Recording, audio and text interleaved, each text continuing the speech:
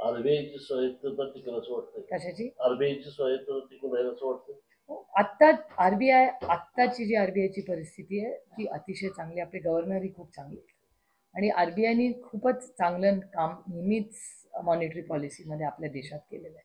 पण आपली आर्थिक परिस्थिती काय आहे आणि आरबीआयची जी पॉलिसी आहे त्याच्यात अंतर आहे, कारण का ते मॉनिटरी पॉलिसी आहे, त्यामुळे त्यांचं धोरण ठरवायचं असतं. पण बाकीचे जे नियम असतात, म्हणजे आता जीएसटीचा जो उत्सव आपण मनवतो, हा उत्सव आहे, पण हा निर्णय जर 5च वर्षापूर्वी घेतला असता तर उत्सवाची गरजच नव्हती ना यार.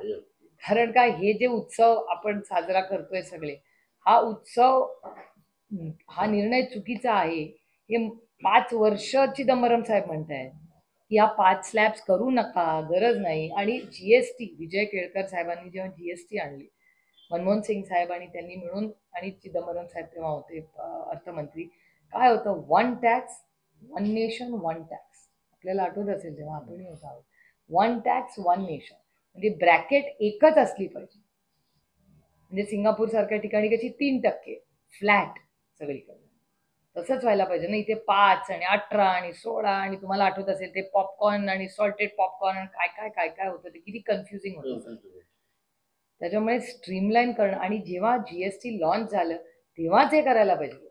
हे 5 स्लॅब्स बसतच नाही जीएसटी, पण उशिरा का होईना सरकारने चांगला निर्णय घेतलाय, आम्ही त्याचं स्वागत करतो.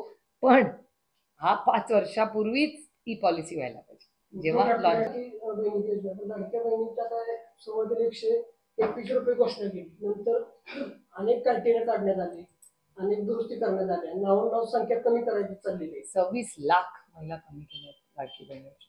26 लाख मोठा प्रश्नच आहे ना. म्हणजे 4,900 कोटी रुपयाचा भ्रष्टाचार आहे. पैसे गेले कुठे? ते म्हणतात पुरुषांनी काढले. कुठल्या पुरुषांनी पैसे काढले? हा मोठा घोटाळा आहे. आरोप मी करत नाही, सरकारी डेटा आहे हा, माझा डेटा नाही आहे, सरकारचा डेटा. बंधन चालू झालेलं आहे. कशा आधारे तुम्ही त्याची काय माहिती घेतली? मी माहिती घेतली आहे. सरकारने उत्तर दिलं पाहिजे की काय कॅटेगरी लावून तुम्ही एक तर एनरोल केल्या कशा महिला, आणि जर केल्या तर मग त्यांना काढताय का? म्हणजे पहिल्यांदा जेव्हा सुरुवात केली तेव्हा सुरुवातच कशी झाली त्याची, हा प्रश्नाचं उत्तर सरकारला द्यावं लागेल. राज्यामध्ये आणि हे सरकारचे पैसे आहेत ना. सरासरी म्हणतो माझ्या आमदार आणि आमदारांना 2 कोटी निधी मिळतो, मला 20 कोटी मुख्यमंत्री एक तर आमदारांना निधी मिळतोय नाही मिळतोय याच्यावर नाराजी असते. ही 20 कोटी आमदार नसताना मला मिळतो असं उघड बोलतात, त्याचा अर्थ काय आहे? त्याचं काहीतरी स्पष्टीकरण दिलंय त्यांनी. आज काहीतरी आलंय, चॅनलवरच आलंय, काहीतरी स्पष्टीकरण दिलंय. दुर्दैव आहे की ह्या सगळ्या गोष्टी अशा या राज्यात होत आहेत. हे मला माननीय प्रधानमंत्र्यांचं भाषण आठवते. मी निवडून आल्यावर सांगितलं होतं की मी प्रधान सेवक आहे या देशाचा. तर आता हे महाराष्ट्राचं सरकार मोदीजींचं पण ऐकत नाही.